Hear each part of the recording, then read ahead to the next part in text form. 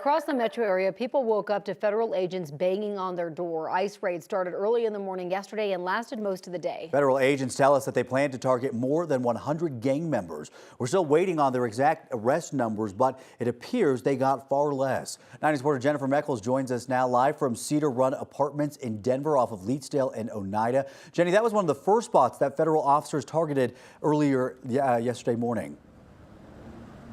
Yes, it was, Jordan. And also, it's really wild to see the difference between just what 24 hours can make. So this morning, very normal, very quiet. Just a residential area, people driving to work, school, what have you.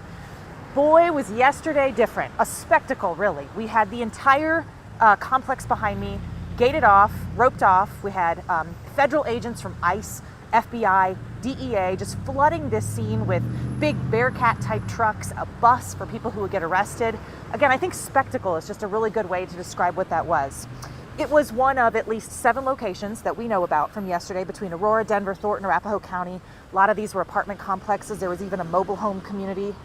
ICE's plan, they tell us, was to target more than 100 members of the Venezuelan gang Tren de Aragua. You've probably heard that gang. We've been doing a lot of coverage about that in the last couple months. But as of Wednesday night, this is interesting, ICE pointed only to one arrest of a suspected TDA gang member wanted for a crime committed in another country. So we're trying to square like what their goals were versus what they maybe actually did. ICE told us that these were targeted raids, but a lot of witnesses that we spoke to said agents were actually going door to door, asking lots of people to present information rather than what we thought might be where they go in looking for one specific person.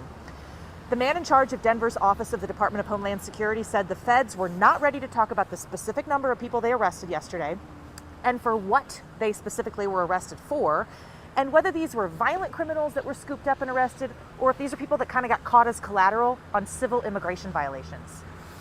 You talked about this being targeted enforcement against known individuals. We've talked to witnesses when we've reviewed doorbell camera. It seems like officers were going door to door of a number of places, which doesn't feel like targeted enforcement. Can you tell us how that worked and if you made collateral arrests of people who were simply civil violators? I do not know about the collateral arrest. Again, those numbers are still being processed. In these apartment complexes, based on information that we have, we do know that people move different apartments. So they may be registered in one and they'll move to a different apartment. We were contacting everybody in that area, looking for the targets that we were looking for.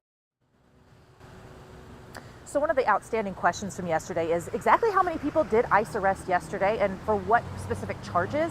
Guys, you know, they talk about this big number of the number they were targeting versus what a lot of us reporters that were at all these scenes on the ground. For example, at this complex yesterday, I only saw 2 people get arrested. I heard there were a few more, but not a lot of people. And other colleagues of mine at various sites around the city, similar takeaways, a couple here, a couple there. So we don't really know what the true number is.